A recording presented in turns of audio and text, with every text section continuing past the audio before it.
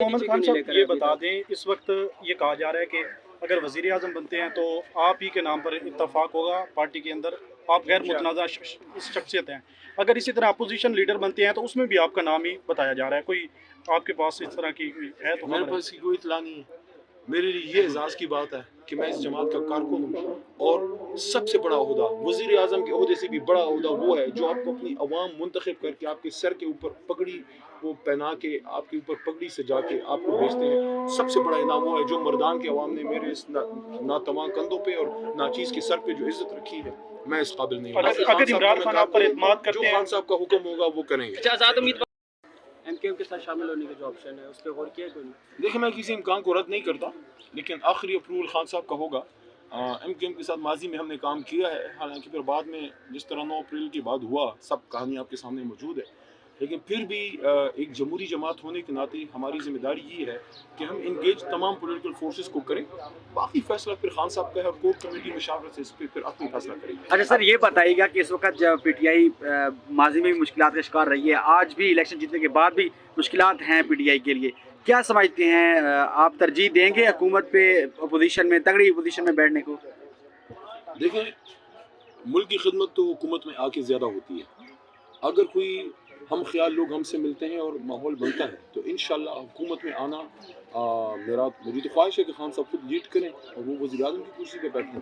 तो उसके लिए अगर हम हुकूमत में आते हैं तो मैं समझता हूँ कि बहुत से मामलात और भी बेहतरी की तरफ जाएंगे, लेकिन अगर ऐसा ना हो सका तो फिर एक मजबूत अपोजिशन तो कहीं नहीं गई। लेकिन आइंदा के लिए तहरीक इंसाफ इंशाल्लाह पार्लियामेंट में अपनी लड़ाई और सूबाई असम्बलियों में जो हमारी जद्दोजहद है, सियासी लड़ाई जो है, सियासी जो हमारी मूवमेंट है, उसको हम जारी रखेंगे। मेरे ख्याल में अब आहिस्ता आहिस्ता रोडों से और एहतजाजों से ये सारी जद्दोजहद अब पार्लियामेंट की तरफ जा रही है। मैं ज़िम्मेदार लोगों को भी कहूँगा कि जो कौम का मैंडेट है वो मैंडेट अवाम के पास रहना चाहिए और मौका दें, पाकिस्तान की तमाम पॉलिटिकल फोर्सेस को मौका मिलना चाहिए कि हम रोडों से उठ के अब पार्लियामेंट में अपना रोल अदा करें, लेकिन वो तब होगा जब अवाम को उनका मैंडेट मिलेगा, वापस मिलेगा। अच्छा, अली मोहम्मद खान साहब, फॉर्म 45 जो है वो एक लीगल डॉक्यूमेंट है जिसमें प्रेसिडेंट के ऊपर दस्तखत है। उसके मुताबिक आपकी जो सीटें हैं वो 180 के करीब हैं।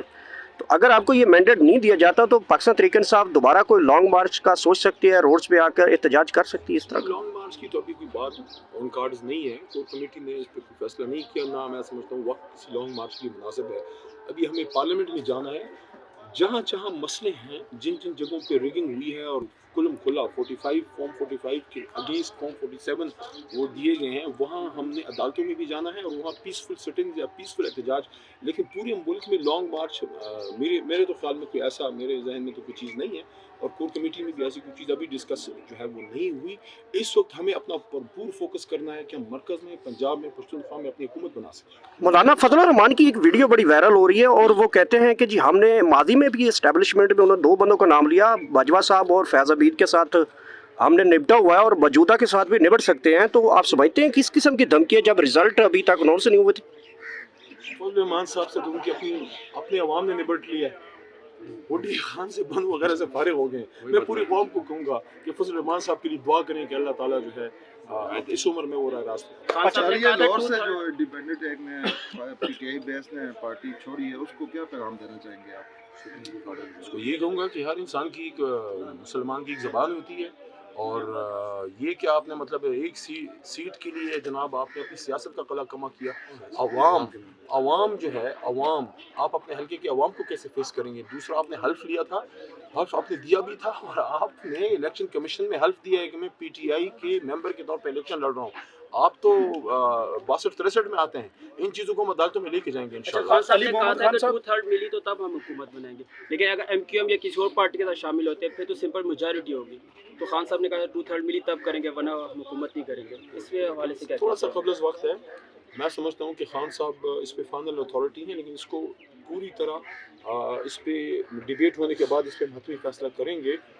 अगर अच्छी टीम के साथ, कुछ हम ख्यालों के साथ तहरीक इंसाफ हुकूमत में आ सकती है तो ये एक अच्छा ऑप्शन है, लेकिन उसमें हम अपने नज़रिए की कॉम्प्रोमाइज़ नहीं करेंगे। हुकूमत में आके अगर आप अपना नज़रिया कॉम्प्रोमाइज़ करते हैं उस हुकूमत से फिर अपोजिशन बेहतर, क्योंकि हम पीटीआई है और तो कोई भी नहीं, पीडीएम है सारी पार्टी, तो बाकी पीडीएम की रह जाती है। जैसे आपको पीडीएम ने धोखा दिया था, एमक्यूएम ने धोखा दिया था। 45 अगर दुरुस्त होते हैं تو آلریڈی ہماری سیٹیں 150 سے تو اوپر ہیں ہی، اس میں پھر خواتین کی سیٹیں آ جائیں گی، تو آپ 2/3 کی طرف تو جا رہے ہیں. اگر حقیقی طور پہ اگر فارم 45 کی بنیاد پہ فارم 47 بنے، اب اگر آپ نے وہ نہیں کرنا تو پھر میں کہتا ہوں اتنی ایکسرسائز کی کیا ضرورت تھی، ویسے ان کو گھر فارم 47 آزاد بھجوا دیتے. امیدواروں کے اچھا چھتری علی کے محمد پیچھے خان کیوں نہیں لے صاحب کر یہ ابھی بتا تک؟ دیں، اس وقت یہ کہا جا رہا ہے کہ اگر وزیر اعظم بنتے ہیں تو آپ ہی کے نام پر اتفاق ہوگا پارٹی کے اندر، آپ غیر متنازع شخصیت ہیں.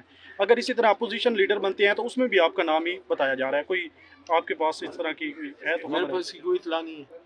میرے لیے یہ اعزاز کی بات ہے کہ میں اس جماعت کا کارکن ہوں، اور سب سے بڑا عہدہ، وزیر اعظم کے عہدے سے بھی بڑا عہدہ وہ ہے جو آپ کو اپنی عوام منتخب کر کے آپ کے سر کے اوپر پگڑی وہ پہنا کے، آپ کے اوپر پگڑی سجا کے آپ کو بھیجتے ہیں. سب سے بڑا انعام وہ ہے جو مردان کے عوام نے میرے اس ناتواں کندھوں پہ اور ناچیز کے سر پہ جو عزت رکھی ہے، میں اس قابل نہیں ہوں. اگر عمران خان آپ پر اعتماد جو کرتے ہیں، خان صاحب کا حکم ہوگا وہ کریں گے. اچھا، آزاد امیدواروں کو ابھی تک ایک پلیٹ فارم پہ کیوں نہیں لے کر آئے؟ کوئی چھتری کے امبریلا کے نیچے اس پہ ورکنگ ہو رہی ہے ابھی بھی. علی محمد خان صاحب، زرداری صاحب، یہ آپ بلاول بھٹو نے کوئی پاکستان تحریک انصاف سے رابطہ کیا؟ دیکھیں کرپشن کے خلاف جنگ میں ہم نے زرداری صاحب کی سنگ لڑنی ہے، تو پھر اس ملک کا علی بھائی ایک نہیں، یہ مائک دے دو، علی بھائی جو بیان دیا آج مائکس کی طرح جو رن کیا جا رہا ہے، جو احتجاج نقوی صاحب کو تاریخ کے آئینے میں جواب دینا ہوگا. کی طرح جتنا ظلم آزاد نقوی صاحب کے دور میں ہوا ہے، ماضی میں شاید رنجیت سنگھ کے دور میں بھی اتنا ظلم نہیں ہوا. ٹھیک ہے.